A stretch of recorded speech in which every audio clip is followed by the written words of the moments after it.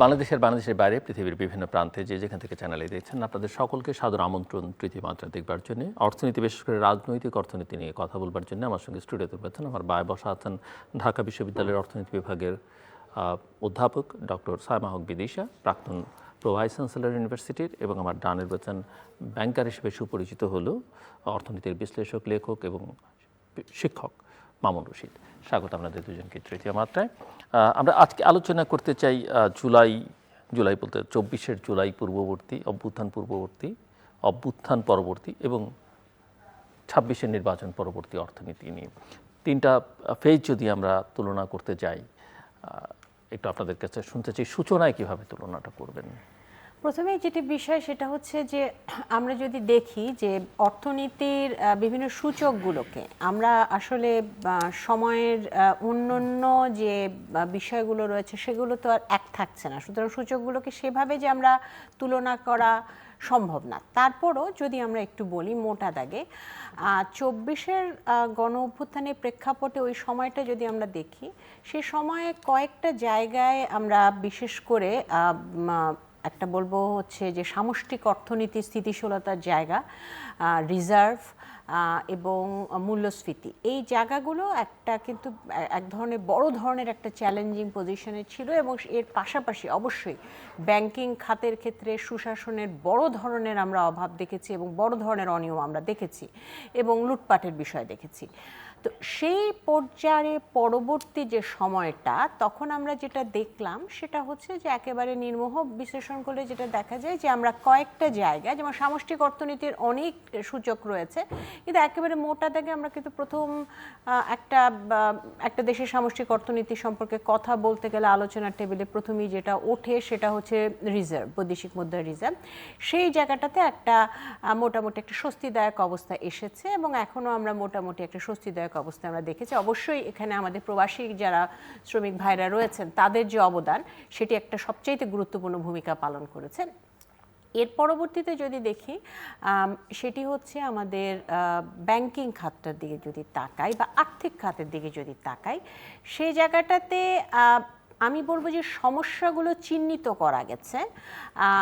আমাদের যে money laundering এবং টাকার যে পাচার এবং সার্বিক যে ব্যবস্থাপনা, সেই জায়গাতে কিছুটা বলা যেতে পারে যে চিহ্নিত করে কিছু পদক্ষেপ নেওয়া শুরু হয়েছে, কিন্তু আরও অনেক কিছু করার বাকি আছে ব্যাংকিং খাতকে একটা শক্তিশালী অবস্থায় আনার জন্য।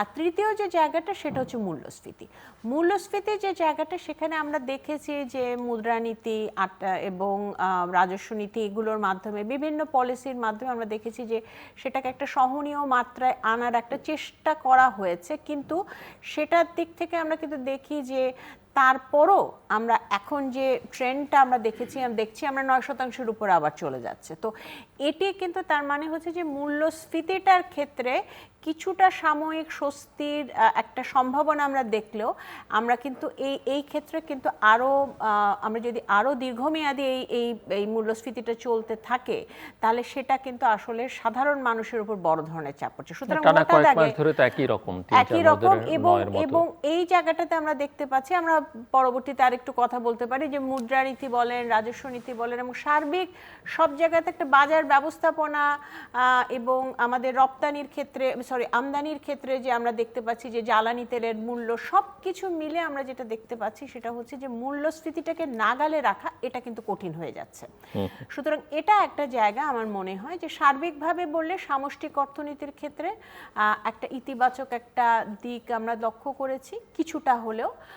তবে আমরা সার্বিকভাবে আর্থিক খাতের যে সুশাসন, সেই সুশাসনের ক্ষেত্রে সমস্যাগুলো চিহ্নিত করা গেছে, কিছু হয়তো পদক্ষেপ নেওয়া গেছে, কিন্তু তারপরও কিন্তু আরও অনেক কিছু করার বাকি আছে। যদি আমরা আমরা আর্থিক খাতটাকে আমরা বলি যে অনেকটা একটা হৃৎপিণ্ডের মতো একটা অর্থনীতি, সেই হৃৎপিণ্ডের রক্ত চলাচলের প্রক্রিয়াটা সঠিক না হওয়া পর্যন্ত আসলে অর্থনীতি সেভাবে ঘুরে দাঁড়ানোর বিষয়টা কিন্তু অনেক চ্যালেঞ্জিং হয়ে যাবে। এবং সেই সাথে অবশ্যই মূল্যস্ফীতি যে জায়গাটা রয়েছে, আমি বলবো যে মোটা দাগে এখন মূল্যস্ফীতিটাকে নাগালের মধ্যে নেওয়াটা এটা একটা সবচাইতে বড় চ্যালেঞ্জের জায়গা। মিস্টার মামুন রশিদ, উনি সুন্দর অবতারণা করেছেন, ভালো লেগেছে। আমি যদি কিছুটা সিমিলারিটি কিছুটা ডিসিমিলারিটি দেখি। তিনটা যে ফেজ বলেছেন, আমাকে 2023 সালের শেষ প্রান্তিকে কিংবা অর্থ বছর চিন্তা করলে দ্বিতীয় প্রান্তিকে মার্কিন যুক্তরাষ্ট্রের একজন সাবেক কূটনীতিক বলেছিলেন তাকে বাংলাদেশকে আরো একটু ক্লোজলি দেখার জন্য আনা হয়েছিল, এবং ইকোনমি এবং পলিটিক্যাল যে মানে একদিকে হচ্ছে সাইনার্জি, আরেকদিকে হচ্ছে যে এই যে দুর্বিনীত রাজনীতি কিভাবে অর্থনীতিকে ক্ষতিগ্রস্ত করতে পারে, তৎকালে যদি আপনারা মনে করেন এটা নিয়ে উনি কিছুটা কাজ করছিলেন। তার আগে উনি আমাদের মতো দেশগুলোতে, যেমন যেখানে আর্জেন্টিনার সংকট হয়েছে, অর্থনৈতিক সংকট, ওই সময় ওনার অভিজ্ঞতা ছিল, পাকিস্তানে কাজের অভিজ্ঞতা ছিল, কিছুদিন সম্ভবত ইউএসএআইডিতেও কাজ করেছেন। উনি কিন্তু নিশ্চিতভাবে আমাকে ওই ডিসেম্বর মাসে বলেছিলেন, তোমাদের যদি কোনো রাজনৈতিক পরিবর্তন হয়, this will be driven by economic mess, economic failure, economic cracks. তো এই যে আমি নির্বাচনের পরপরেই তার সাথে আমার কথা হয়েছে, and he was again very confident যে আসলে এই ইলেকশনের পরে 24 পরে আওয়ামী লীগের।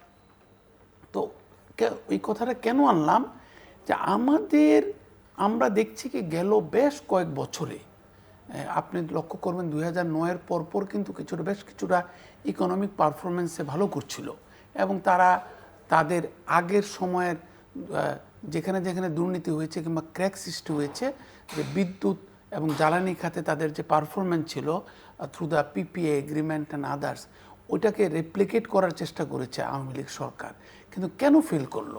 কারণ আমরা নতুনভাবে শিখলাম, অর্থনীতির যারা ছাত্র আমরা এখানে, যে রাজনৈতিক ম্যাস কিংবা রাজনৈতিক সুশাসনের অভাব, রাজনৈতিক দায়বদ্ধতার অভাব যে অর্থনীতিতে যে প্রচুর ক্ষতিগ্রস্ত করতে পারে এবং রক্তপাত ঘটাতে পারে, তার একটা ধারাবাহিক পরিণতি আমরা দেখতে পারলাম। আরেকটা আমাদের উপলব্ধি হলো যে তাহলে আপনি বলবেন যে 5ই আগস্টের এই কোটা, সেটা আপনি সুন্দর করে বলেছেন একটি অনুষ্ঠানে, এটার বহুল বলার অপেক্ষা রাখে না, যে কোটা, তারপরে যে কোটার মাধ্যমে যে বিষয়গুলো প্রতিভাত হয়ে উঠেছিল, যে আমাদের বৈষম্য, আমাদের সামাজিক, অর্থনৈতিক, রাজনৈতিক বৈষম্য, আমাদের বিভিন্ন আঞ্চলিক বৈষম্য, এগুলা আমাদেরকে আস্তে আস্তে আমাদের ভেতরকার ক্ষোভটাকে বাইরে নিয়ে আসে। তার ফলে 5ই আগস্ট হয়েছে। 5ই আগস্টের পরে আমরা একটা সরকার পেলাম, সেখানে আরেকটা জিনিস আমাদের আবিষ্কৃত হলো, এরা মোটামুটি ভালো লোকের সরকার, মানুষ অনেক আশা করেছিল। তখন আমরা দেখলাম যে মাঝপথে এসে 1 বছর পরে তারা কেন পারছে না, তাদেরও অনেকগুলা ভালো ভালো কাজ করেছেন ওনারা, যেহেতু আগের সরকার, আওয়ামী লীগ সরকারের শেষ দিকে আর্থিক খাতে যিনি ডক্টর বিদিশা বললেন যে সমস্যাগুলোর আলোকে তারা কিন্তু একটা মানে গলির ভিতরে ঢুকে যাচ্ছিলেন, আর বেরোনোর পথ পাচ্ছিল না। তখন যে গভর্নর ছিলেন কিংবা অর্থ মন্ত্রণালয় কিছুতেই সমাধান খুঁজে পাচ্ছিল না। তখন আমরা আরেকটা জিনিস আবিষ্কার করলাম ধীরে ধীরে, যে ওনারা যদিও ওই 5ই আগস্ট পূর্ববর্তী সময়ের অনেকগুলো ম্যাচকে ঠিক করেছিলেন, কারণ ওনাদের একটা ভালো দিক ওনারা পেয়েছিলেন প্রফেসর ইউনূসের মাধ্যমে, যেটা হচ্ছে দাতা গোষ্ঠীর সাথে একটা মানে সম্পর্ক আবার মেরামত করার সুযোগ। সুতরাং ইনিশিয়ালি ওনারা অনেকটা পেরেছিলেন যে দাতা গোষ্ঠীর কাছ থেকে আপৎকালীন কিছু সহায়তা আনা, এমনকি যে বাণিজ্যিকভাবে যে ঋণগুলো নেওয়া হয়েছিল সেটা একটা আমাদের ম্যাক্রো ইকোনমিক ফান্ডামেন্টালকে অনেক ক্র্যাক করেছে, যে এত বড়োইং, ফরেন বড়োইং, তো সেই ক্ষেত্রে রিজার্ভ কম। তো এই কারণে তখন আমরা যেটা দেখেছি যে ওনারা বেশ কিছু টাকাও ফেরত দেওয়া শুরু করলেন ব্যবস্থাপনার সৌকর্যের কারণে। কিন্তু পরবর্তীকালে আমরা দেখলাম অর্থনীতিকে একটা প্রাণস্পন্দন সৃষ্টি করার যে চেষ্টা করা, সুশাসনের মাধ্যমে কিংবা সুব্যবস্থাপনার মাধ্যমে প্রাইভেট সেক্টরের সাথে আরও বেশি এনগেজড হয়ে, সেখানে কিন্তু ওই অন্তর্বর্তীকালীন সরকার বেশ কিছুটা ব্যর্থ হয়েছে। তারপরে যদি আমরা আসি পরবর্তীতে নতুন সরকার যখন হলো নির্বাচনের পরে, একটা জনপ্রিয় সংখ্যাগরিষ্ঠ ভোটে নির্বাচিত একটি সরকার, তারা যেমন ওই সরকারের ব্যর্থতার বেশ কিছু ঘানি টানতে হচ্ছে তাদেরকে, ওই সময় আবার একটা পরিবর্তন হয়ে গেল বিরাট। সেটা হলো আমরা দেখতে পেয়েছি যে মধ্যপ্রাচ্যের সেই সংকট, তো এই সংকটের দুইটা শিক্ষা আমরা, একটা শিক্ষা আগের থেকে পেলাম অন্তর্বর্তীকালীন সরকার থেকে, রাজনৈতিক সুশাসনের অভাব যেমন অর্থনীতিকে প্রভাবিত করছিল, তার সাথে যুক্ত হলো আমাদের মানে পরিবর্তিত পরিস্থিতিতে রাষ্ট্রীয় অর্থনীতি ব্যবস্থাপনা কিংবা মেরামতের জন্য যেই ধরনের দূরদৃষ্টি, যেই ধরনের সক্ষমতার প্রয়োজন ছিল, সেই সক্ষমতার অভাবটুকু আমরা অন্তর্বর্তীকালীন সরকারও দেখেছি। এবং মূলত যেহেতু সরকার পরিচালনা কাঠামোতে ব্যাপক কোনো পরিবর্তন এখনও পর্যন্ত আমাদের গোচরীভূত হয় নাই, আমরা এখনও দেখছি যে হাউ দ্য মানে আমাদের পারফরমেন্স ইন্ডিকেটর ম্যানেজমেন্টে দুর্বলতার কারণে কিভাবে অর্থনৈতিক ব্যবস্থাপনা মানে দুর্বল হয়ে যেতে পারে এবং আমরা কিছুতেই টেনে তুলতে পারছি না। আরেকটি বিষয় আমরা দেখেছি অন্তর্বর্তীকালীন সরকারের সময়, দুইটা বিষয় দুর্বলতা হিসাবে। একটি বিষয় দেখেছি আমরা যে আমাদের যারা অনুঘটক ছিল, সেই বিপ্লব বলুন আর অভ্যুত্থান বলুন, তাদেরকে একটা ব্যবসা বাণিজ্য, সরকারের পরিচালিত ব্যবসা, সুযোগ সুবিধার মধ্যে টেনে এনে তাদেরকে একটা লোভের সাথে পরিচয় করে দেওয়া হলো। তাদের যে সম্ভাবনা ছিল পুরনো ধারাটাকে অব্যাহত রাখা হয়েছে। আর দ্বিতীয় জিনিসটা যেটা দেখলাম আমরা, মানে extra ordinary dependence on bureaucracy.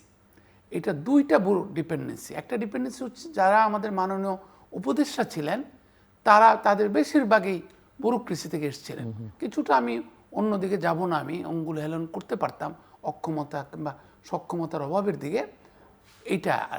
এবং ওই ব্যুরোক্রেটরা তারা যে একটা বন্দোবস্ত সৃষ্টি করেছিলেন, ব্যুরোক্রেট বস, ব্যুরোক্রেট সচিব, তার মিলে এই অসক্ষমতা কিংবা দুর্বল নেক্সাস অর ইনএফেক্টিভ নেক্সাস কিন্তু এখনও কাজ করছে। তো এখন 17 বছরে আমাদের যে সমস্ত ওয়ার্কিং মিনিস্ট্রি করা হয়েছিল 6টা, ওই ওয়ার্কিং মিনিস্ট্রিতে যারা মিনিস্টার রয়েছেন, আপনি যদি I want to give them some benefit of doubt or sympathy, তারা কিন্তু খুব চেষ্টা করছেন। কিন্তু ওই যে একটা কনফিডেন্স বিল্ড আপ, আমি যখন মাননীয় মন্ত্রীদেরকে জিজ্ঞাসা করি, তারা অত্যন্ত ভালো রাজনীতিবিদ, তারা বলছেন আমার সচিব কীভাবে বদলে যাচ্ছে আমি নিজেও জানি না। আমার মামুন, আমার এই 5 মাসে 3 জন সচিব বদলে গেছে এবং I was not even consulted.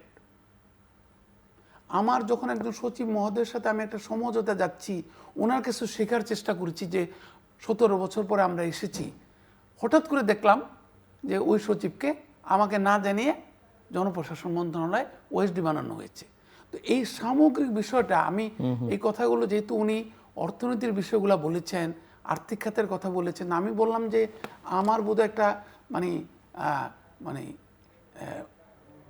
আমার কাছে একটা প্রত্যাশা থাকবে যে এই ধরনের জিটারি সিচুয়েশনটা কিন্তু আমাদের অর্থনৈতিক ব্যবস্থাপনাকে, পাবলিক ফাইন্যান্সিয়াল ম্যানেজমেন্টকে একটা সেটেল ডাউন করতে দিচ্ছে না। তো এইটা আপনাকে বলা হয় না যে একটা যখন একটা আনসেটলিং অবস্থা থাকে, তখন কিন্তু একটা ভালো হয় না। মা যদি একটা আনসেটেলড অবস্থায় থাকে, শিশু জন্মদান ক্ষেত্রে কিন্তু প্রভাবিত হতে পারে। আমরা যেহেতু স্বাস্থ্য খাতের অনেক কাজকর্ম করি, আমরা দেখেছি। তো এই কারণে পারিবারিক সুশান্তি, শান্তি, প্রশান্তি, এটা কিন্তু শিশুর বেড়ে ওঠাকেও প্রভাবিত করে। তো এই আনসেটলিং অবস্থাটার কারণে, আর দ্বিতীয় কথা হচ্ছে যে ডেভেলপমেন্ট পার্টনারদের সাথে একটা ম্যাক্রো ইকোনমিক ফান্ডামেন্টালসের বেনিফিট নিয়ে আমরা যে একটা নতুন বন্দোবস্তে যাব, সেই ক্ষেত্রে এখনো পর্যন্ত প্রস্তুতি আমরা দেখতে পাচ্ছি কিছুটা ঘাটতি রয়েছে। প্রফেসর সামা হক অনেকগুলো প্রসঙ্গ টানলেন, এবং আমি শুধু একটু বুঝতে চাই যে আমরা ধরেন অভ্যুত্থান পূর্ববর্তী চিত্রটা সবাই প্রত্যেকেই মর্মে উপলব্ধি করেন। অভ্যুত্থানের পরে এক ধরনের আশাবাদ জেগেছিল এবং সরকার প্রধানকে ঘিরে আশাবাদটা অনেক বেশি ছিল, সেখানেও একটা হতাশা তৈরি হয়েছে। তারপরে আমরা দেখলাম যে বিনিয়োগের কথা বলি, যাই বলেন সবাই আশায় আছেন যে নির্বাচন হলে, নির্বাচনের পরে সব ঠিক হয়ে যাবে, সবাই আস্থা ফিরে পাবেন, নতুন উদ্যমে ঝাঁপিয়ে পড়বেন। এই নতুন উদ্যমে ঝাঁপিয়ে পড়ার পরিবেশটা তৈরি হচ্ছে, বা এই যে অর্থনীতির যে প্রাণ স্পন্দনের কথা বলছেন, সেটা আপনি শুনতে পান কিনা বা দেখতে পান কিনা? একটা বিষয় হচ্ছে সেটা একটু আগে আমাদের যে আলোচনায় সেটা হচ্ছে যে পূর্ববর্তী যে সমস্যাগুলো ছিল, সেই সমস্যার থেকে তো হঠাৎ করে সব পরিবর্তন হয়ে সব change একবারে হয়ে হবে না, যায়নি? হঠাৎ করে। সুতরাং ওই পূর্ববর্তী রাজনৈতিক অর্থনৈতিক যে সমস্যাগুলো, সেই সমস্যার ঘানি কিন্তু এখনো টানতে হচ্ছে। সুতরাং সেটি একটি কারণ, যেটার কারণে আসলে কিছু কিছু জায়গায় আসলে বেনিফিট অফ ডাউট দেওয়া যায় যে এই বিষয়গুলো আসলে এত সহজে, বিশেষ করে আমরা যদি আমাদের শ্বেতপত্রের রিপোর্টটা দেখি, যে পরিমাণে অর্থনীতির ক্ষেত্রে যে ধরনের দুর্নীতি চিত্র দেখি, সেটা কিন্তু খুব সহজে সেখান থেকে বেরিয়ে আসা সহজ না। এটা প্রথম কথা। দ্বিতীয় কথা হচ্ছে যে আমরা যে কোনো সমস্যার সমাধানের একটা জিনিস হচ্ছে, সেটা হচ্ছে যে সমস্যাগুলোকে চিহ্নিত করা, এটা একটা বিষয়, সেই কাজটা করা হয়েছে। কিন্তু যেটা বিষয় সেটা হচ্ছে যে এখন আমরা যদি দেখি, সেটা হচ্ছে এখন কিছু কিছু ইনিশিয়েটিভও নেওয়া হয়েছে, বা ইনিশিয়েটিভের কথা আমরা শুনেছি, আমরা বাজেট বা এই জায়গাগুলোতে আমরা যদি দেখি বিভিন্ন সরকারি বিভিন্ন কার্যক্রমে, কিন্তু বিষয় হচ্ছে যে সেগুলোর প্রতিফলনটা কিন্তু এখনও সেভাবে আমরা দেখতে পাচ্ছি না। এখন প্রশ্নটা হচ্ছে তাহলে সমস্যাটা কোথায়? সমস্যার একটা বিষয় যেটা আমি বললাম, যে এই কিছু কিছু জায়গায় যে সমস্যাগুলো আছে, সেই সমস্যাগুলো থেকে এত দ্রুত বের হয়ে আসা যাবে না। দ্বিতীয় যেটা, সেটা হচ্ছে যে অনেক সময় যে জিনিসটা মাথায় রাখতে হবে, সেটা হচ্ছে অনেক ধরনের প্রত্যাশা বা অনেক ধরনের ইনিশিয়েটিভ, সেগুলো আসলে থিওরিটিক্যালি হয়তো নীতিমালায় আছে বা বাজেটে বলা হয়েছে, সেই জায়গাগুলো খুব দ্রুত ইমপ্লিমেন্ট করতে হবে। এখন আমাদের যেমন আমরা যদি বিনিয়োগের কথা বলি, আমরা কিন্তু ব্যক্তি খাতে বিনিয়োগের ক্ষেত্রে এবছরের বাজেটে আমরা বিভিন্ন ধরনের ইনিশিয়েটিভের বিষয় আমরা দেখেছি বিনিয়োগকে উজ্জীবিত করার জন্য, কিন্তু সেইটার কিন্তু সেই ধরনের প্রতিফলন আমরা এখনও দেখতে পাচ্ছি না। যদিও আমরা দেখেছি যে এফডিআই বেড়েছে, কিন্তু তারপরও এটা গ্রোথ হওয়ার কারণ হচ্ছে গত কয়েক বছরে গ্রোথ যেহেতু খুবই কম ছিল, সেই কারণে আমরা এই বছর দেখতে পাচ্ছি। কিন্তু এই জায়গাগুলো, তার মানে সমস্যাটার আরেকটা জায়গা হচ্ছে যে আমরা আসলে যে পলিসিগুলো, যে নীতিগুলো বা সমস্যাগুলো চিহ্নিত করার যে জিনিসগুলো, সেগুলো হয়তো চিহ্নিতটা হয়েছে, কিন্তু সেটার পরে সেটা যে ইমপ্লিমেন্টেশন, এই ইমপ্লিমেন্টেশনের কাজটা কিন্তু আরও অনেক দ্রুত করতে হবে। কারণ 6 মাস যেহেতু চলে গেছে, সেটা একটা প্রত্যাশা কিন্তু মানুষের তৈরি হয়েছে। সেই প্রত্যাশাকে মিট আপ করবার জন্য 1 বছর সময়, আমি বলবো যে একটা সময়, একটা রাজনৈতিক সরকারের জন্য 1 বছর সময়ের মধ্যে মানুষ কিন্তু একটা বড় ধরনের পরিবর্তন চায়। বিশেষ করে এখন কিন্তু পরিবর্তনের বা প্রত্যাশার জায়গাটা কিন্তু অনেক বেশি। তো সেই প্রত্যাশার জায়গাটা যেহেতু অনেক বেশি, সেই কারণে সেই প্রত্যাশার ক্ষেত্রে মোটা দাগে কয়েকটা জায়গায় অন্তত মূল্যস্ফীতিটা, কারণ সাধারণ মানুষ কী চায়? সাধারণ মানুষ কিন্তু চায় যে জিনিসপত্রের দাম মোটামুটি নাগালের মধ্যে থাকবে। এখন সেই জায়গাটাতে একটা সমস্যা কিন্তু আমরা দেখতে পাচ্ছি, যে আরেকটা এক্সটার্নাল কিছু সমস্যা, আমি আরেকটা তৃতীয় যে বিষয়টা বলবো, যে এক্সটার্নাল কিছু সমস্যা তৈরি হয়েছে, যেটা বা ঘনীভূত হয়েছে আমরা যদি বলি, সেটা হচ্ছে মধ্যপ্রাচ্যের বিষয়গুলো। হ্যাঁ, তো সেই কারণে একটা জ্বালানির ক্ষেত্রে কিন্তু আমরা একটা বড় ধরনের একটা সমস্যার মধ্যে আছি। তো এই জায়গা থেকে কিন্তু বের হয়ে আসা এত সহজ না। এই সব কিছুকে বিবেচনা করে যে বিষয়টা, সেটা হচ্ছে আরেকটা বিষয় যেটা, সেটাও কিন্তু আমাদের রপ্তানির ক্ষেত্রে কিন্তু জিওপলিটিক্যাল যে বিষয়টা, সেটাও কিন্তু খুব একটা বলা যেতে পারে খুব একটা ফেভারেবল একটা অবস্থায় নেই। এবং আমরা যদি আমাদের রপ্তানির ক্ষেত্রে আমাদের রিসেন্ট ফিগারগুলো আমরা দেখি, আমরা দেখব যে আমেরিকার ক্ষেত্রে সেখানে কিন্তু একটা ডিমান্ডের ক্ষেত্রেও কিন্তু চাহিদার ক্ষেত্রেও কিন্তু আমরা একটা নেতিবাচক প্রবণতা লক্ষ্য করি। এবং এটা যেমন একটা লক্ষ্য করি, সেটার কারণে আমরা কিছুটা এফেক্টেড। এর পাশাপাশি আবার দেখা গেছে যে চাইনিজ মার্কেট, সেই মার্কেটটা কিন্তু ক্যাম্বোডিয়া, ভিয়েতনাম, এরা কিন্তু আবার নিয়ে নিতে পেরেছে, সেটা কিন্তু আমরা আবার নিতে পারিনি। সেখানে আবার বিনিয়োগ এবং সার্বিকভাবে অবকাঠামোর যে সমস্যাগুলো, সেগুলো আছে। এখন আমি যে জিনিসটা বলবো, যে আমাদের যদি মোটা দাগে আমরা যদি দেখতে চাই, তাহলে আসলে 3টা কি 4টা জায়গা। একটা হচ্ছে আমাদের প্রত্যাশার জায়গায় কিছুটা সময় আমাদের আরও দরকার, যে এই যে পলিসিগুলো, বিশেষ করে বিনিয়োগ সংক্রান্ত যে পলিসিগুলোর কথা আমরা দেখছি, আর্থিক ব্যবস্থাপনার ক্ষেত্রে যে পলিসিগুলোর কথা দেখছি, সেটার খুব দ্রুত ইমপ্লিমেন্টেশন দরকার, যাতে করে অর্থনীতিটা চাঙা হয়। এটা একটা জায়গা।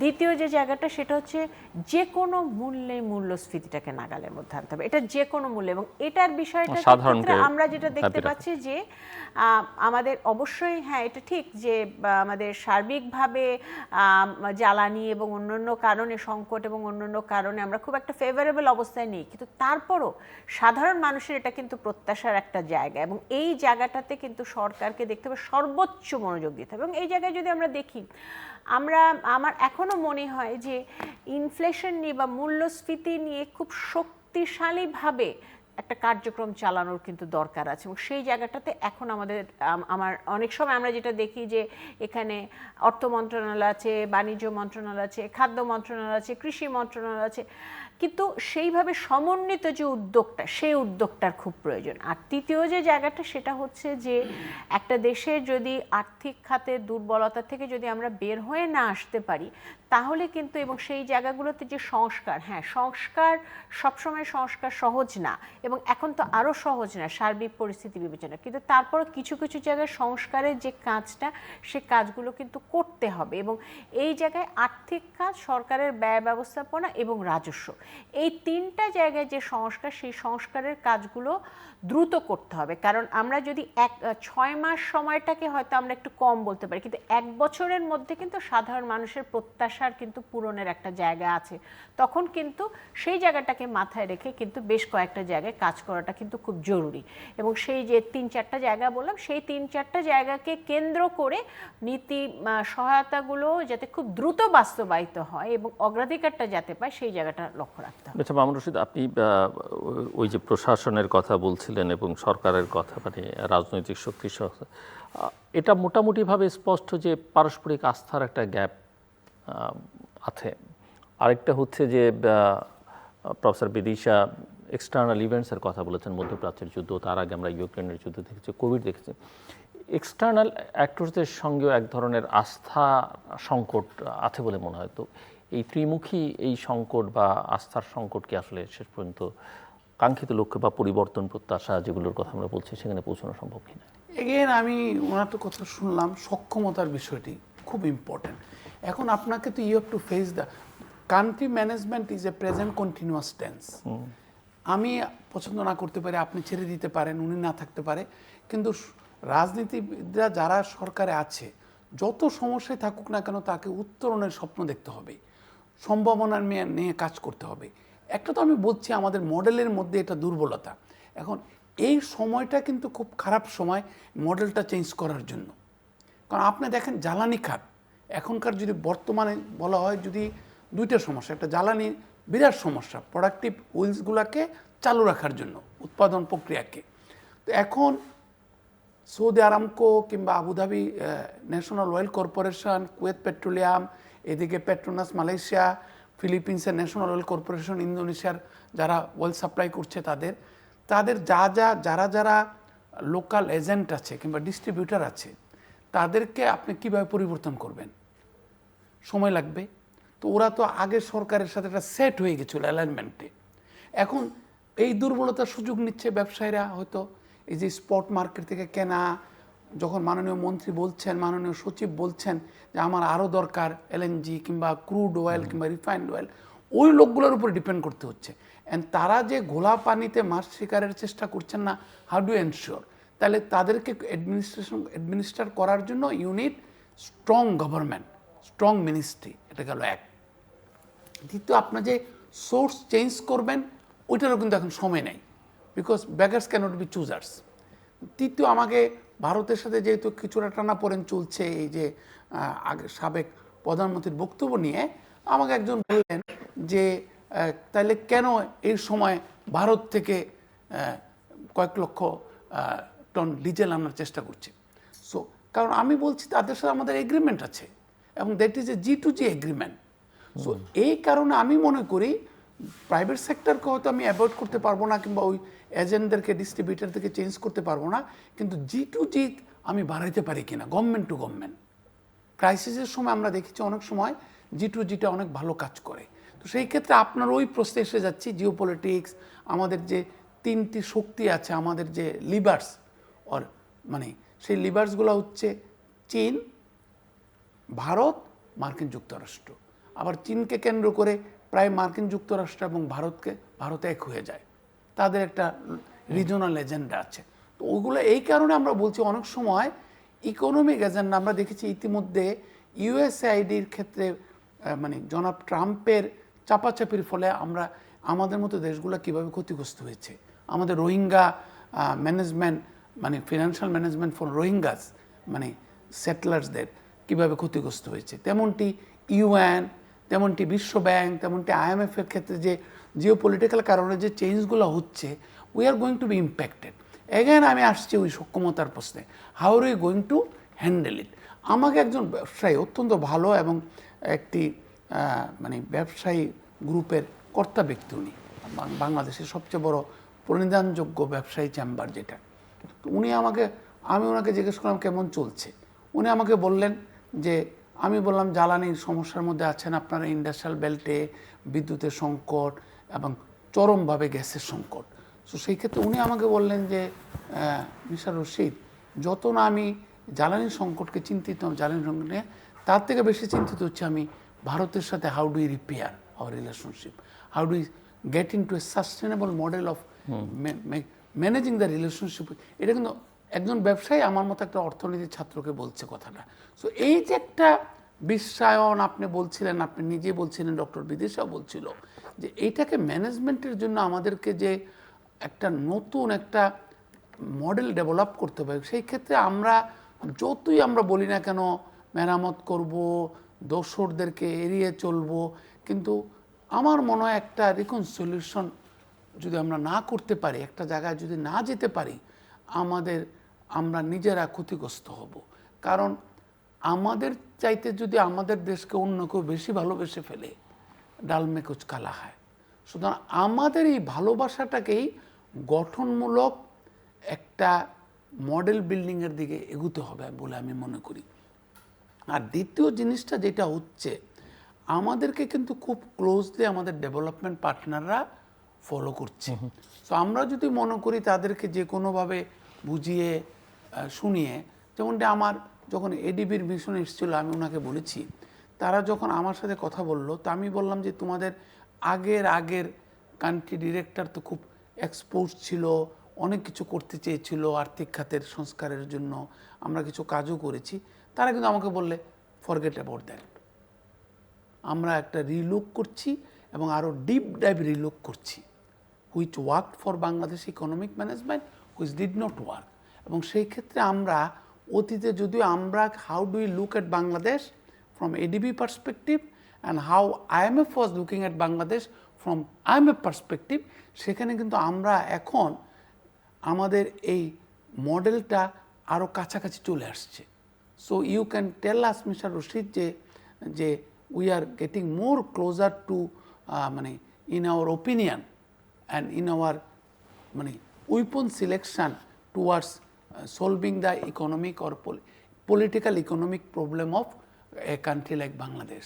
এবং এখানে যে ডিপ উন্ড ক্রিয়েট হয়েছে, যেটা ডক্টর বিদিশা বললেন সংস্কার, আমরা কিন্তু দেখলাম অন্তর্বর্তীকালীন সরকার এখানে তো আমরা দেখি যে সংস্কারের কথা বলল, এক পা আগাই দু পা পিছুই সবসময় ওই রাজনৈতিক বাস্তবতায়।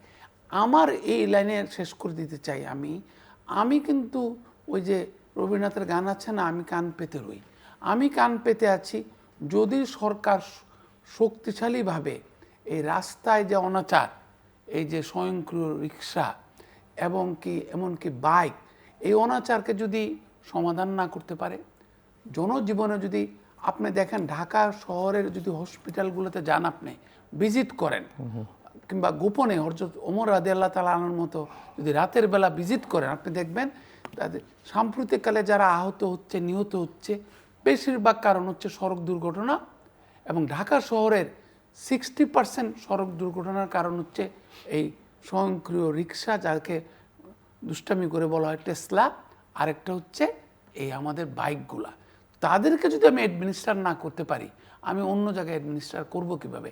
একটা শক্তিশালী সরকার যে দরকার, কেমনে আনবেন?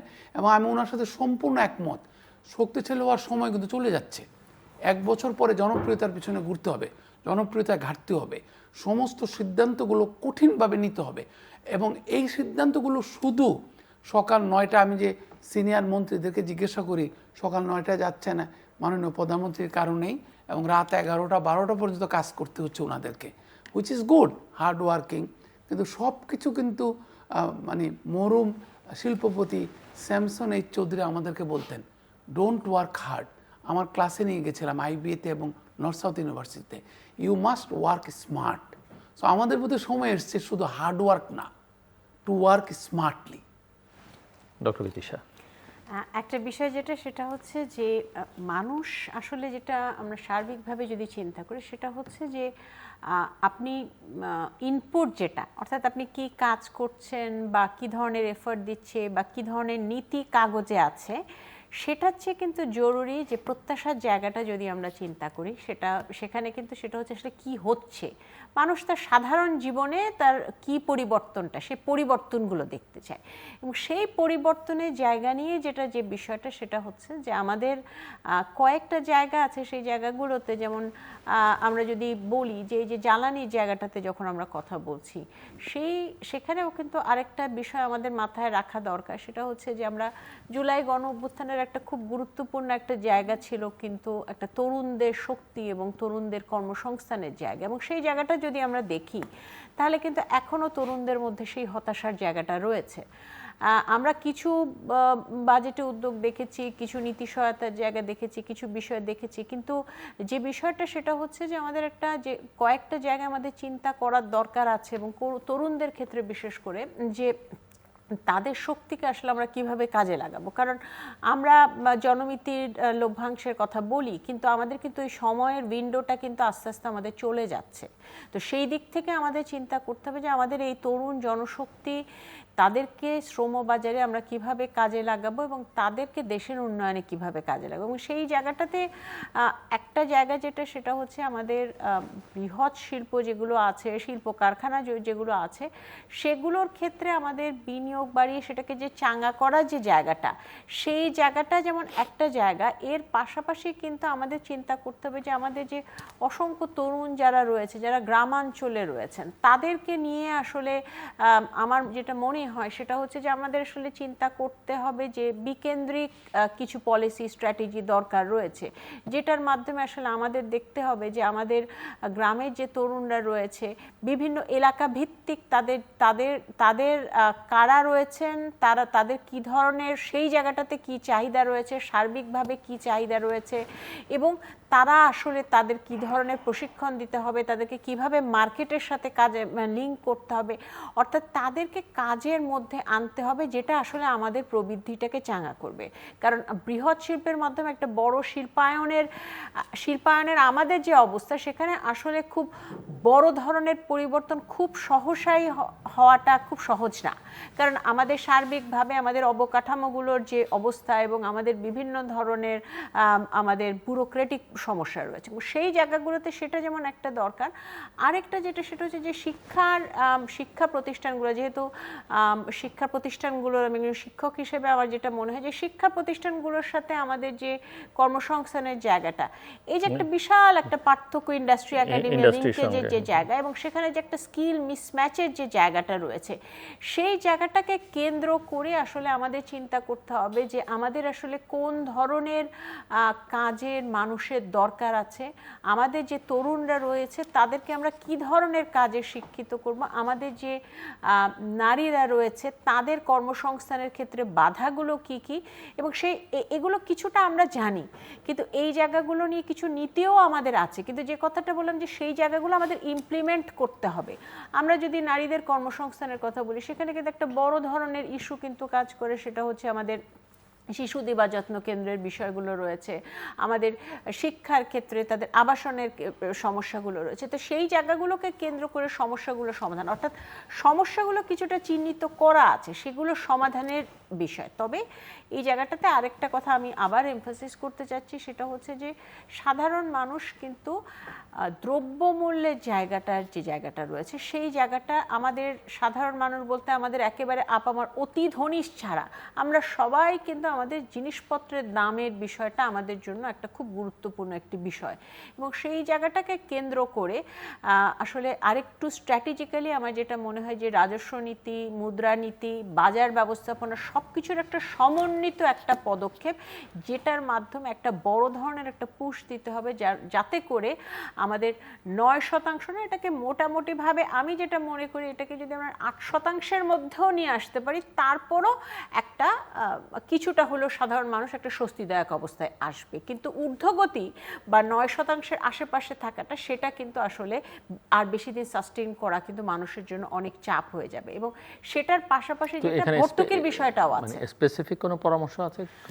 স্পেসিফিক পরামর্শের মধ্যে একটা বিষয় যেটা, সেটা হচ্ছে বাজার ব্যবস্থাপনা। বাজার ব্যবস্থাপনার কারণ আমরা কিন্তু দেখছি যে এটা একটা যেমন জায়গা, এবং কারণ রাজস্ব নীতির ক্ষেত্রে আমরা দেখলাম, বাজেটের ক্ষেত্রে কিছু কিছু নীতি সহায়তার বিষয় দেখলাম, মুদ্রানীতির ক্ষেত্রে আমরা যদি কিছু দেখি, সেইগুলো দিয়ে আসলে আমাদের দেশের ক্ষেত্রে আমরা দেখতে পাচ্ছি খুব বেশি কিন্তু বড় পরিবর্তন আমরা আনতে পারছি না। বাজার ব্যবস্থাপনা একটা জায়গা, আরেকটা জায়গা যেটা আমাদের আসলে সেটা হচ্ছে যে আমাদের আসলে অনেক ক্ষেত্রেই আমাদের মূল্যস্ফীতিটা কেন হয়, একটা চাহিদার কারণে হতে পারে, একটা হচ্ছে উৎপাদন খরচের কারণে হতে পারে। আমাদের দেখা গেছে বেশিরভাগ ক্ষেত্রে কিন্তু এই সাম্প্রতিক সময় যদি দেখি উৎপাদন খরচের সাথে, উৎপাদন খরচটা কমাতে হবে। উৎপাদন খরচ কমানোর ক্ষেত্রে আমরা জ্বালানি যে জায়গাগুলো, সেই জায়গাটাতে এটা অবশ্যই এটা খুব জটিল একটা জায়গা এবং অসম্ভব গুরুত্বপূর্ণ একটা জায়গা, কোনো সন্দেহ নেই। কিন্তু এর পাশাপাশি ছোট ছোট যে জায়গাগুলো, সেই জায়গাগুলোতে আসলে আমাদের কাজের ক্ষেত্রে যখন আমরা এফিসিয়েন্সি আনতে পারবো, টাইম ল্যাগটা কমাতে পারবো, লজিস্টিক পরিবেশটাকে আমরা আরও বেশি এফিশিয়েন্ট করে দ্রুত করতে পারবো, তখন কিন্তু উৎপাদন খরচটা কমবে, শিল্পায়নটা হবে, ব্যবসায়ী যারা রয়েছে তারা কিছুটা স্বস্তি পাবে, এবং সেটা কিন্তু মূল্যস্ফীতির ক্ষেত্রে ইতিবাচক একটা পরিবর্তন। আপনি ভর্তুকির কথা বলছিলেন। ভর্তুকির যে জায়গাটা আছে, আমাদের জ্বালানি তেলের যে জায়গাটা, সেই জ্বালানি তেল, গ্যাস এবং এই সমস্ত জায়গায় যে ভর্তুকির যে আমাদের স্ট্রাকচারটা, সেই ভর্তুকির স্ট্রাকচারটা কিন্তু আমাদের একটা বড় একটা চাপ তৈরি করছে। সেটাও যেমন সত্যি, আবার এটাও সত্যি যে সাধারণ মানুষের ক্ষেত্রে আমি যদি ভর্তুকিটা একেবারে তুলে দিই, তাহলে সেটা কিন্তু একেবারে বড় ধরনের একটা মূল্যস্ফীতিকে উস্কে দেবে এবং সাধারণ মানুষ সেটাকে কোপ আপ করতে পারবে না। এই জায়গাটাতে আসলে খুব সাবধানে যেটা দেখতে হবে, সেটা হচ্ছে কোনোভাবেই আসলে মূল্যস্ফীতির জায়গাটাকে উস্কে দিতে পারে সেই ধরনের কোনো স্ট্র্যাটেজি নেওয়ার আসলে সম্ভব না। সে ধরনের স্ট্র্যাটেজি নেওয়াটা কখনোই কাম্য হবে না সাধারণ জনগণের দৃষ্টিতে যদি আমরা দেখি। তাহলে আমাদের দেখতে হবে যে অন্য জায়গায়, যেটা আমি বললাম যে অন্য কোন জায়গাটাতে আমরা আসলে পুরো প্রক্রিয়াটাকে এফিসিয়েন্সি করার যে জায়গাটা, নীতিগত পরিবর্তনের যে জায়গাটা, এখানে আমাদের পোর্টের ক্ষেত্রে এফিসিয়েন্সি আনার বিষয় আছে, লজিস্টিকের ক্ষেত্রে, সাপ্লাই চেইনের ক্ষেত্রে, এই জায়গাটাতে যত বেশি আমরা এফিসিয়েন্সি আনতে পারবো, যত বেশি স্মুথ হবে, তত কিন্তু দেখা যাবে যে আমাদের ব্যবসা করাটা সহজ হবে। কারণ আমাদের, এবং সেই জায়গাটাতে সেই জায়গার যে খরচটা, সেই খরচটা আমরা কমাতে পারবো। কিন্তু আমাদের অন্য অনেক জায়গা আছে, সেই জায়গার খরচটা কমানোর কথা আমরা মুখে বলছি, জরুরি আমরা জানি, কিন্তু আমরা আসলে বাস্তবতা যেটা, সেটা হচ্ছে আমরা খুব দ্রুত আসলে এগুলো করতে পারবো না। আমি সম্পূর্ণ একমত, কিন্তু সবশেষে যদি বলতে হবে যে ওই যে ভর্তুকি বলুন, আমরা তো আগের মানে ব্ল্যাঙ্কেট ভর্তুকি থেকে উঠে আসতে বলেছি এমনিতেই চলমান প্রক্রিয়া হিসাবে। কারণ আমি এটা 4 হুইলার চালাই, আমাকে ডিজেলে ভর্তুকি দিয়ে কিংবা আমাকে পেট্রোলে অকটেনে ভর্তুকি কী করবেন? এখন এটা সুযোগ সৃষ্টি হয়েছে ফ্যামিলি কার্ড, কৃষক কার্ড, এগুলোর কারণ আমরা টার্গেটেড আস্তে আস্তে যদি এটা সেটেল করে ফেলে, আমরা যদি এটা লিনিয়ার প্রোগ্রামিংয়ের মাধ্যমে যদি একটা ধারাবাহিকতা মেনটেন করতে পারি, আমরা কিন্তু বুঝে ফেলবো আসলে ভর্তুকিটা কাকে দেওয়া উচিত। যেটা অতীতেও কিছু কিছু সাকসেসফুল মডেল বের করেছে অর্থ বিভাগ থেকে এবং সমাজ কল্যাণ মন্ত্রণালয় থেকে, এটা কিন্তু আমরা চলে যেতে পারবো। এবং আমি এই জন্য আশাবাদী, নট বিকজ যে উনি কৃষক কার্ড কিংবা ফ্যামিলি কার্ড করেছেন, তার থেকে বেশি হচ্ছে যে whether the model is working well, এবং আমরা টার্গেটেড ভর্তুকি দিতে চাই। এক, দ্বিতীয় হচ্ছে আমাদের জ্বালানি প্রাইসিংয়ের ক্ষেত্রে ব্যাপক একটা রিমডেলিং করতে হবে, রিকনফিগারেশন দরকার। আপনি যদি জানেন কিনা জানি না, যে অন্তর্বর্তীকালীন সরকারের সময় যে বিচারপতি মইনুল ইসলাম চৌধুরীর নেতৃত্বে যে একটা কমিটি করা হয়েছিল বিলাতের সরকারের সহায়তায়, ব্রিটিশ সরকারের সহায়তায়, সেখানে কিন্তু প্রচণ্ড ইনসাইটফুল ফাইন্ডিংস বেরিয়ে এসছে। তো এইগুলার আমলে নিয়ে আমরা যদি এই overall energy pricing, energy procurement, energy supply chain, energy corruption, এগুলার মধ্যে যদি রিমডেলিং আনতে পারি, ওখানে আমাদের সাশ্রয়ের ব্যাপার আছে। আরেকটু হচ্ছে সাশ্রয় আবার নতুন বিনিয়োগ করতে হবে, উৎপাদনশীল চক্রকে আরও চলমান করা, আরও গতিশীল করার জন্য আমাদেরকে আরও বিনিয়োগ করতে হবে প্রোডাক্টিভ সেক্টরে। সেই ক্ষেত্রে আমাদের দরকার টাকা। এই টাকা যদি ফিক্স করতে হয়, একদিকে যেমন অপচয় কমাতে হবে, স্পেসিফিক্যালি আমাদের দেখতে হবে বড় বড় প্রজেক্টকে।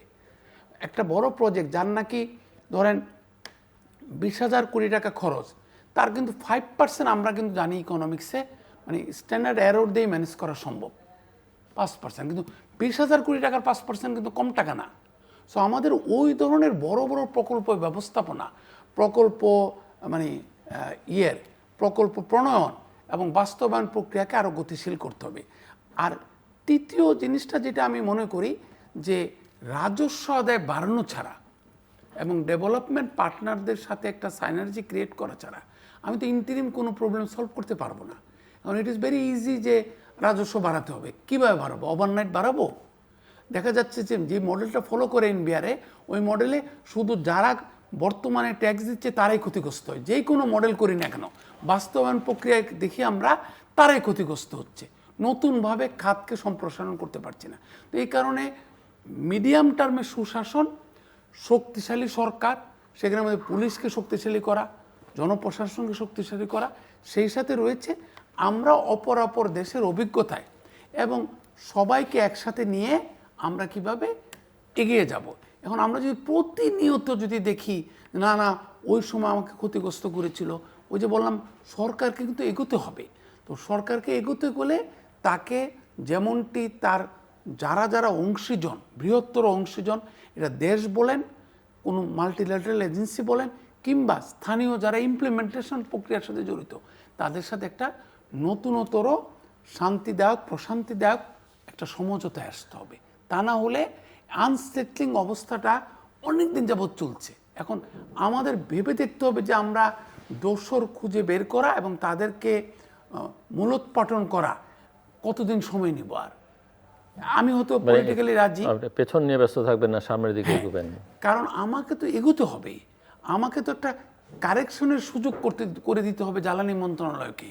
ওই যে 6টা যে ওয়ার্কিং মিনিস্ট্রি, আপনি ধরেন ফাইন্যান্স, জ্বালানি, বাণিজ্য, তারপরে কৃষি, খাদ্য, যেটা অনেক আগেই আমরা জাতিসংঘের উন্নয়ন তহবিলের সাথে সমঝোতা করে আমরা বের করেছিলাম, তাদের মধ্যে কিভাবে কাজ করবে, তাদের মধ্যে কিভাবে একটা সাইনার্জি ক্রিয়েট করব, সেটার মধ্যে সময় এসেছে। এবং ওই ক্ষেত্রে ট্রান্সফার পোস্টিংকে কমানো, একটা মন্ত্রীর সাথে সচিব কিংবা সরকারি কর্মকর্তা কিংবা যেই আরও ডাইরেক্টরেটগুলো রয়েছে তাদের সাথে একটা সমঝোতায় আসা, এবং সেই ক্ষেত্রে আরও কিভাবে আমরা যে কোনো মূল্যে প্রাইভেট সেক্টরকে ইনভলভ করতে পারি।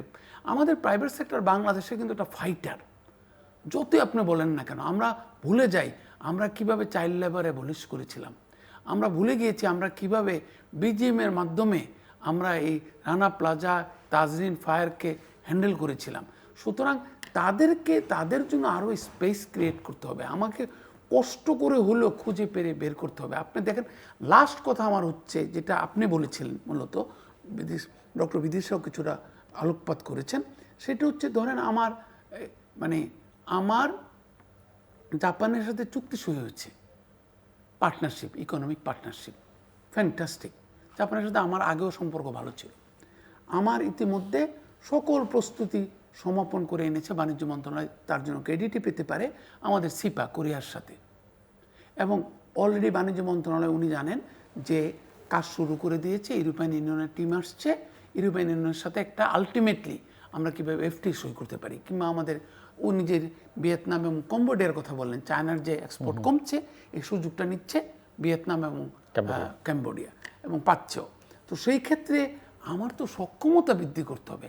আমার ধরেন এগ্রিমেন্ট করলাম, দক্ষিণ কোরিয়ার বাজার হচ্ছে $600 বিলিয়ন ইম্পোর্ট করে ওরা, আর আমি শুধুমাত্র $600 বিলিয়ন আর $600 মিলিয়ন আমি এক্সপোর্ট করি। তো সেই ক্ষেত্রে আমি যে বাড়াবো, আমার তো ব্যাকগ্রাউন্ডের প্রিপারেশনটা দরকার। আমার চোজেন ফার্ম কোনটা হবে, আমার চোজেন প্রাইভেট সেক্টর এন্টিটি কারা হবে, কিভাবে বাড়াবো। আমরা ধরেন চায়নার সাথে সই করেছিলাম এরকম সিমিলার একটা এগ্রিমেন্ট, কিন্তু আমরা তো চাইনিজ বাজার দখল করতে পারছি না। চায়না কিন্তু চায় যে আরও এক্সপোর্ট করো, কিন্তু আমরা তো পারছি না।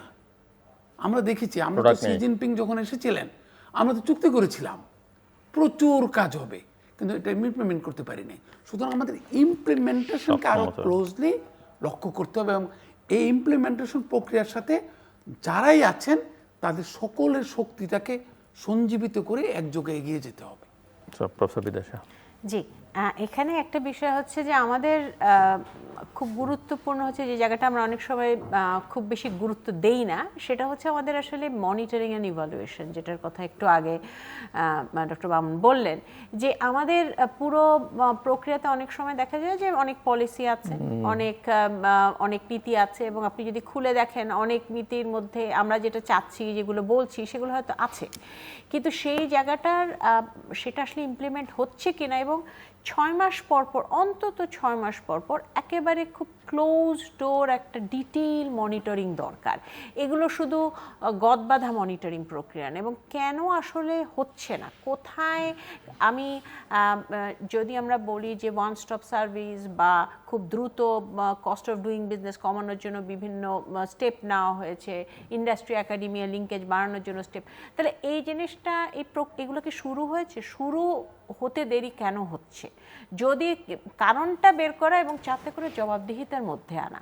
আসলে আমরা যদি যারাই আসলে আমরা সমাজের বিভিন্ন জায়গায় বিভিন্ন কাজে যুক্ত আছে, যে সবাইকে আসলে জবাবদিহিতার মধ্যে আনা, একটা প্রকল্প বাস্তবায়নে যদি দেরি হয় সেটা কেন হচ্ছে, সেটার জন্য যদি দেখতে হবে যে যদি প্রকল্প বাস্তবায়নের ক্ষেত্রে সেটা সঠিকভাবে না হয় তাহলে সমস্যাটা কোথায়।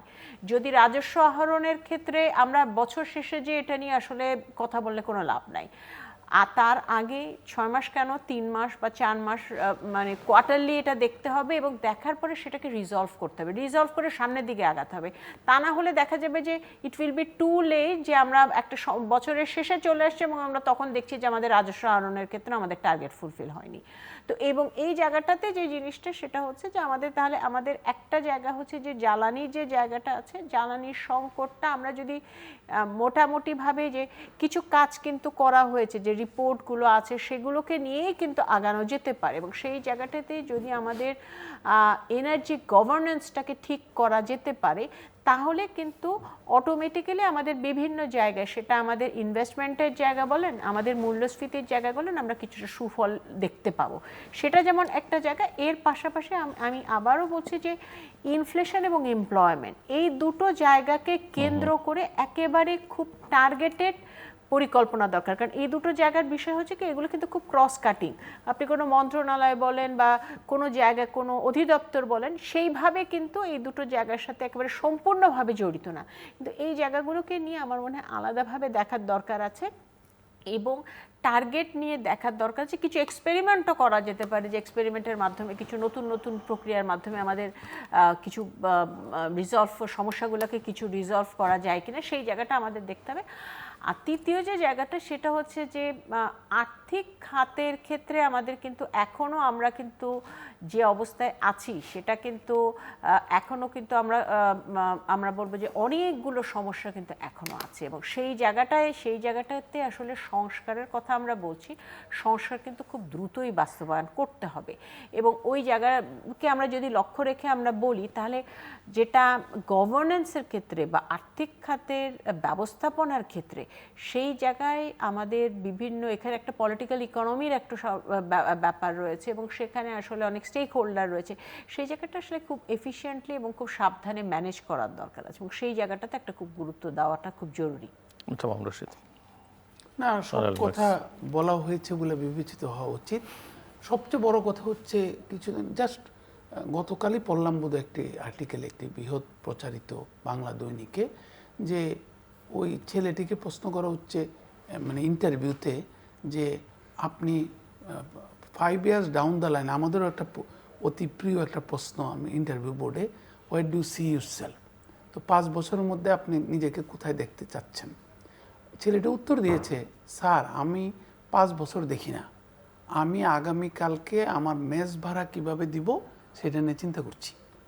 সো আমাদের যদি সরকারকে যদি বলেন জনপ্রিয়ভাবে ভোটাধিক্যে নির্বাচিত সরকার, তাকে এটা দেখতে হবে। অধিক দারিদ্র্যের দেশে, অধিক বৈষম্যের দেশে আমাদেরকে কিছুটা হলেও মানে we must let the system work for young population and deprive population, এবং বৈষম্যটা যাতে আর না বাড়ে। সমস্ত সুযোগ সুবিধা যাই সৃষ্টি হচ্ছে না কেন, উন্নয়ন যাই হচ্ছে না কেন, সেটা যাতে আমাদের সংখ্যাগরিষ্ঠ জনগোষ্ঠীর পক্ষে যায়। আর সবশেষের কথা হচ্ছে যে জবাবদিহিতা, স্বচ্ছতা এগুলার ক্ষেত্রে মানে মানে প্রতিষ্ঠানগুলো যারা নজরদারি প্রতিষ্ঠান, দেখভাল করার প্রতিষ্ঠান, তাদেরকে যদি শক্তিশালী না করতে পারি আমরা, আসলে আলটিমেট একটা অ্যাকাউন্টেবিলিটি ক্রিয়েট হবে না। আপনার যদি সমস্ত পলিসিগুলা আমাদের পক্ষে কাজ করে কিংবা ক্ষমতাশালীদের পক্ষে কাজ করে, তাহলে তো ওরা কিন্তু এলিনিয়েটেড হয়ে যাবে। ওই যে একটি শব্দ আছে যে তোমাকে বদিবে যে গোকুলে বাড়িছে সে, এটা কিন্তু আমরা মানে যাই বলি না কেন, আমরা এই জুলাই বিপ্লবের মাধ্যমে দেখেছি। আমরা কিন্তু অনেকবার ওয়াও বলতাম, আমরা জানতামই না এর গুপ্ত বাহিনী লুকিয়েছিল, কিন্তু এটা ক্ষোভের যে জায়গা সৃষ্টি হচ্ছিল, বৃহত্তর ক্ষোভ, তো আমরা এটা দেখতে চাই না। এবং আমাদের রাজনৈতিক নেতারাও যদি দেখতে না চান, তাদেরকে economic policy implementation as well as দেখভাল করা, নজরদারি, সুপারভাইজিং এন্টিটিগুলোকে শক্তিশালী করার ক্ষেত্রে একটা আনকম্প্রোমাইজিং কিংবা লোয়ার টলারেন্স নিয়ে এগিয়ে আসতে হবে। দর্শক অনুষ্ঠানের শেষ প্রান্তে আমরা সামাজিক যোগাযোগ মাধ্যম ফেসবুক, এক্স এবং ইউটিউবে তৃতীয় মাত্রা লাইভ স্ট্রিম আপনারা দেখতে পারেন। টেলিভিশনের পর্দায় দেখতে না পারলে যে কোনো সময় যে কোনো স্থান থেকে ইউটিউবে তৃতীয় মাত্রা চ্যানেলটি সাবস্ক্রাইব করে এই পর্ব বা পুরনো পর্বগুলো আপনারা দেখতে পারেন। মিস্টার মামুন রশিদ এবং প্রফেসর সামা আকবিদি অসংখ্য ধন্যবাদ এই আলোচনা করার জন্য। দর্শক, আমরা জুলাই অভ্যুত্থান পরবর্তী অর্থনীতি, বিশেষ করে নির্বাচন পরবর্তী 2026-এর নির্বাচন পরবর্তী অর্থনীতি নিয়েও আলোচনা করছি। অর্থনীতিতে গতি আনতে হবে।